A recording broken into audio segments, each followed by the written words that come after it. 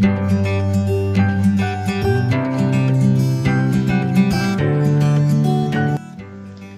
semua, jumpa lagi di YouTube channel Ide Pokok.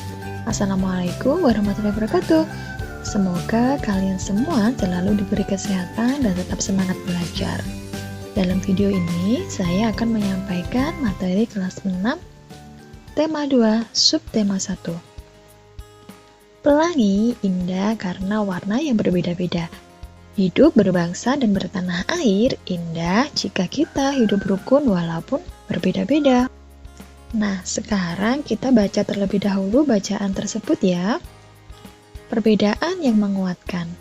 Kampung Cempaka adalah kampung transmigran. Warganya berasal dari berbagai daerah padat di Pulau Jawa. Hal itu menjadikan mereka berbeda suku maupun agama. Di kampung Cempaka, hiduplah 5 orang sahabat. Ada Asnah yang berdarah Sunda, Utami dari Banyuwangi, Tony seorang anak etnis Tionghoa yang sebelumnya tinggal di Semarang, Wande dari suku Tengger di Jawa Timur, dan Marta, anak seorang pendeta yang dahulu tinggal di Solo. Di kampung Cempaka, rumah mereka bersebelahan dan mereka pergi ke sekolah yang sama. Itu sebabnya mereka sangat akrab. Mereka suka bermain dan sering menghabiskan waktu di rumah satu sama lain. Meskipun berbeda suku, kebersamaan begitu kental terlihat di dalam keseharian mereka. Bersama anak-anak di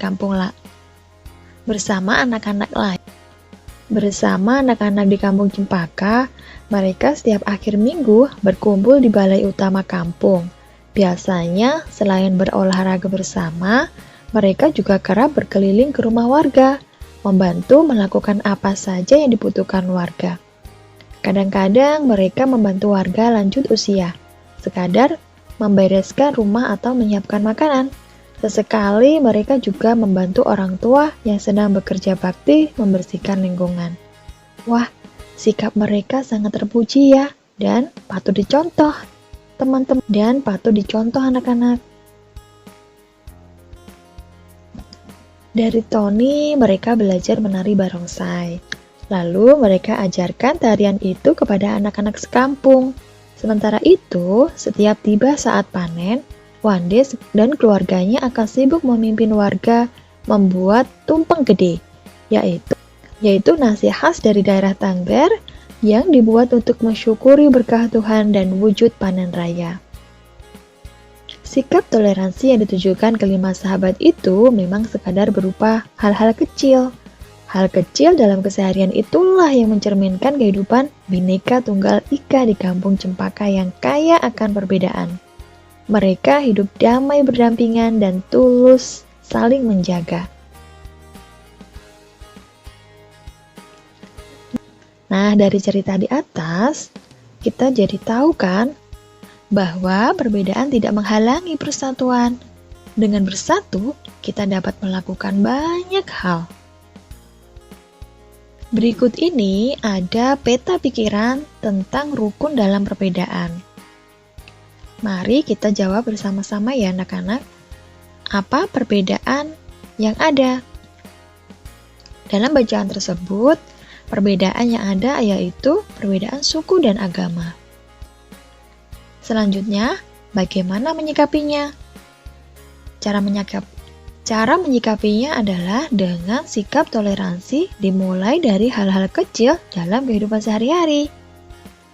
Pertanyaan selanjutnya, apa manfaat hidup rukun? Manfaat hidup rukun itu banyak sekali ya anak-anak. Manfaatnya antara lain adalah akan terciptanya kehidupan yang damai bermasyarakat, yang tentram, saling menjaga, dan memiliki banyak teman. Semangat persatuan bangsa Indonesia tercermin pada seni budaya lokal. Salah satunya adalah melalui tarian. Banyak tarian daerah Indonesia yang menyerukan persatuan. Nah, sekarang giliran kalian membaca dalam hati bacaan yang berjudul Lego-Lego Tari Adat Alor bermakna persatuan.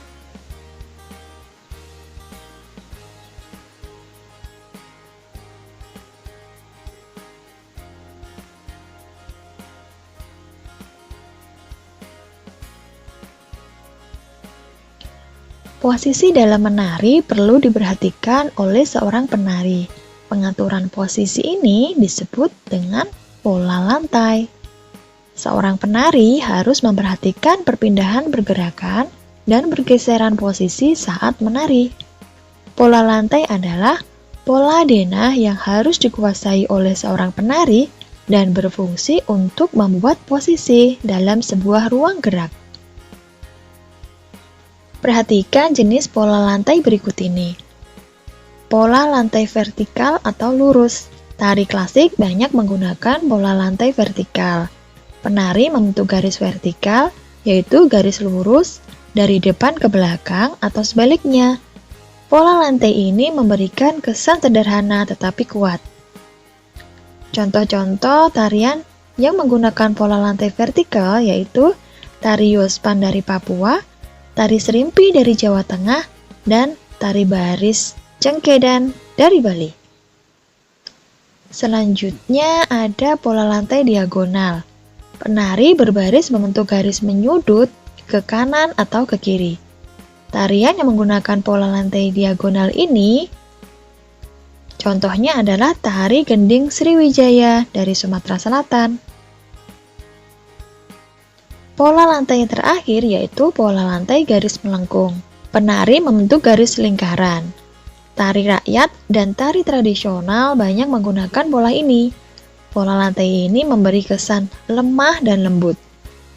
Contoh tari yang menggunakan pola lantai garis melengkung adalah tari Randai dari Sumatera Barat dan tari Mak Bodong dari Toraja, Sulawesi Selatan.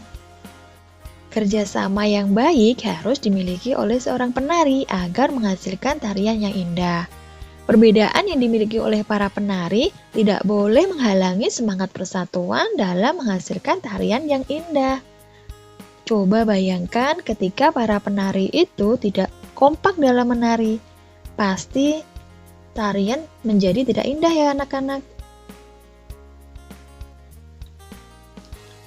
Selanjutnya, kita akan menjawab pertanyaan-pertanyaan berikut ini. Nomor 1, Didit adalah adik Siti. Ia baru saja membeli kue. Namun, ia sangat kecewa karena ukuran kue yang dibelinya tidak sesuai harapannya. Didit menunjukkan kuenya kepada kakaknya. Ukuran kue Didit yang dibelinya adalah 1/4. Ia heran, mengapa besaran kuenya lebih kecil dari ukuran yang 1/2. Siti dan teman-temannya membantu Didit menemukan jawabannya. Tahukah kamu apa yang terjadi? Kamu pun bisa membantu Didit. Kamu bisa menggunakan gambar untuk melengkapi jawabanmu. Kalian lihat pada gambar yang pertama. Gambar tersebut adalah gambar sebuah lingkaran yang dibagi menjadi 4 bagian. Kemudian, warna hitam hanya ada di 1 bagian. Itu menunjukkan bahwa ada 1 bagian hitam dari 4 bagian pada lingkaran tersebut. Jadi, 1/4 bagian bisa ditunjukkan dengan gambar nomor 1. Sedangkan, gambar nomor 2 hampir sama dengan nomor 1. Yaitu, ada berapa bagian warna hitamnya dalam lingkaran tersebut? Warna hitam dalam lingkaran tersebut ada 2 bagian, yang artinya 2 bagian dari 4 bagian. Dan 2/4 bisa kita sederhanakan menjadi 1/2. Selanjutnya untuk gambar 3/4, 3 bagian dari 4 bagian. Dan jika semua bagian berwarna hitam artinya adalah 4 bagian dari 4 bagian. Hal ini menunjukkan 4/4 adalah 1 bagian yang utuh. Soal nomor 2. Didit ingin mengurutkan beberapa bilangan pecahan berikut ini. Ada 2 1/4, 9/4, 6/4, 3 1/4, 11/4, dan 1/2/4. Sekian dulu video dari kami. Jangan lupa subscribe channel kami, like, komen, dan share. Terima kasih sudah menonton. Wassalamualaikum warahmatullahi wabarakatuh.